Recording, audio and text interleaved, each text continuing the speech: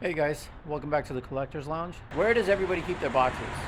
Well, let's take a look and let's dive into this. So I pretty much bought this shed off of either, I want to say Home Depot or Lowe's.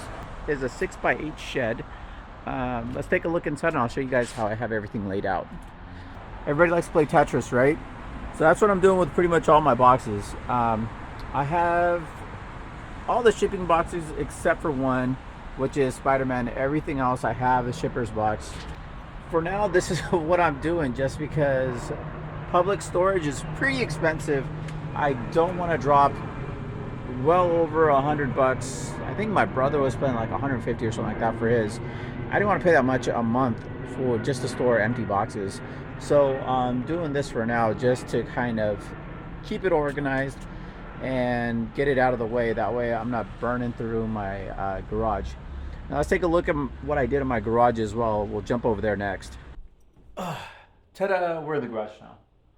I'm working on my editing skills, don't hate me. So I have a few boxes in the garage. Let's take a quick look around and I'll show you guys what I did. I'm not going to show you my whole garage because it's kind of messed up right now. So I decided to put a couple of the boxes above the cabinets, and also I bought a rack. This one for sure was from Amazon.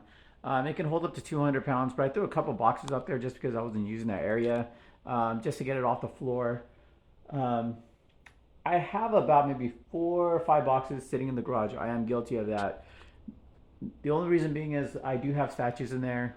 I'm not sure if I'm going to keep it or sell it. I'm kind of on that fence right now. Um, but hopefully we'll discuss that later. So let's jump over into the master bedroom and then we'll discuss pretty much storage over there. All right, you guys. So welcome to the master bedroom where I have the Transformer collection. I'm gonna be recording over here because I have the kids watching TV in the other room, and I didn't want the noise to overlap because I know that can be irritating when you're watching a YouTube video. So pretty much, let's talk about storage. So I just wanted to show you guys what I did as far as my storage setup. But let's talk about the different options for storage. Now, I've seen people keep their boxes in the garage. I've seen a couple of people with 3-car garages. They'll have one port designated for their boxes. That's what somebody with a crazy collection. Now, like I said, my brother stores all of his stuff, and he's been collecting for a long time as well. He has at least 2 to 3 times the statues I have, but because he's worried about his boys breaking his statues, he hasn't figured out a display case yet, and he's not sure if he wants it in his existing house right now. But he has his all stored in a public storage shed because they can regulate the temperature. You don't have to worry about, especially in the summertime, the heat exposure and all that. Now, thankfully in California, specifically the Bay Area, the weather's not crazy out here. Our summers are not crazy. Our winters are not too bad, so we don't get crazy fluctuations in the weather. Um, the other thing is, all the boxes I have out there, they're just empty boxes. I don't have any of my swap outs in there. All my swap outs, as you guys seen in the other videos, I keep them all in house just because the climate is pretty consistent. Now, like I said, I do have a couple of statues that I own in the garage. Um, but thankfully, because we don't have extreme weather, it's not going to be a problem for me. So another option was to use the attic space right above the garage and turn that into, pretty much lay down some plywood, have that as a storage space. Um, I saw a couple of things that freaked me out a little bit. I'm not going to lie. Termites.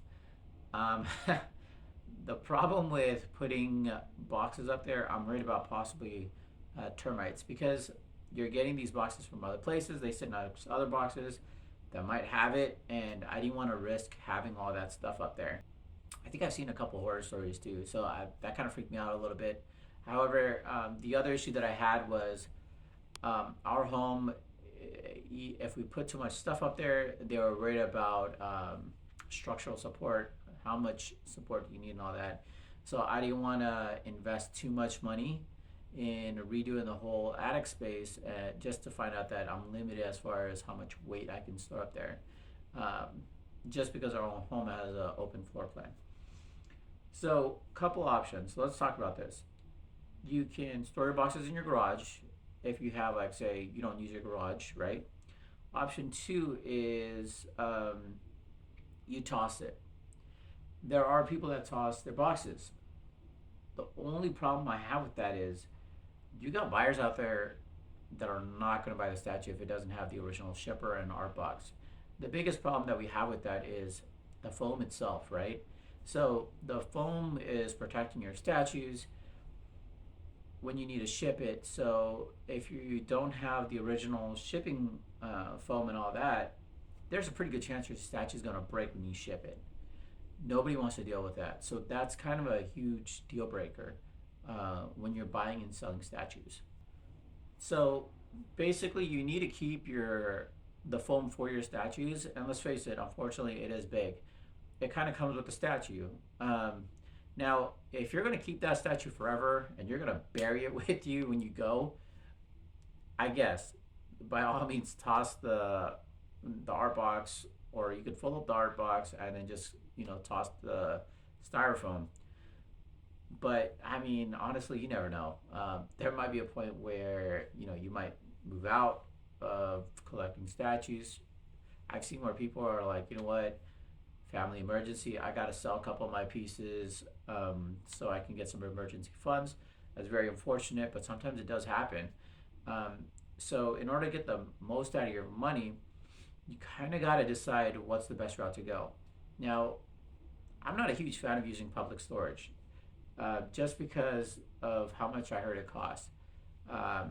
And if I wasn't mistaken, it was anywhere from 120 to 175 out here. Now, every place is a little different, so I'm just saying from my perspective as far as what I'm hearing out here, okay?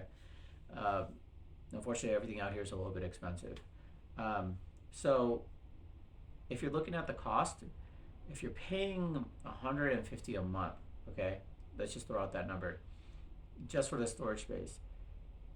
I mean, that's gonna add up real quick, you guys, and it's pretty much like, God, it's not worth it.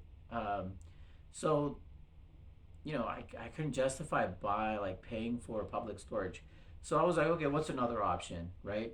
Because I don't want to be dishing out additional, monthly payments just to house the styrofoam in boxes. I just can't do it. Um, so then I was like, okay, what could I do to store these boxes? So that's when I started looking at sheds, right? I already had a shed in my backyard. That one I'm using for pretty much the garden supplies, like the lawnmower and all that stuff. Um, so I was like, you know what? Why not just buy a cheap shed, throw it up real quick, and then I could just throw all my boxes in there. So I went with the route of buying the shed. I ended up moving all my boxes in there, and so far it worked out. That's why I'm keeping my collection fairly small. I don't want to get too crazy with my collection and expand it, even though that is a possibility. But I'm not going to do that because one, I don't want my wife to get pissed at me. And two, I promised her I wouldn't. And three, there's only so much space for these damn boxes, you guys.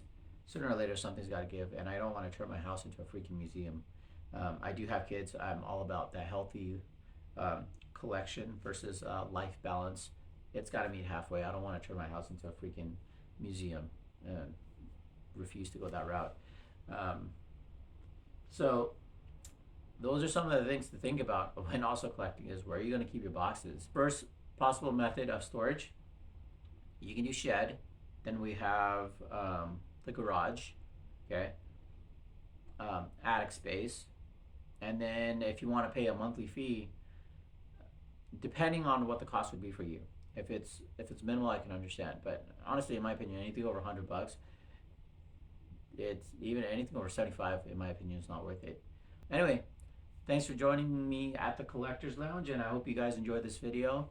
Hopefully my editing is a little bit better, and I hope you guys are enjoying the videos. Anyways, take it easy, guys. Have a good one.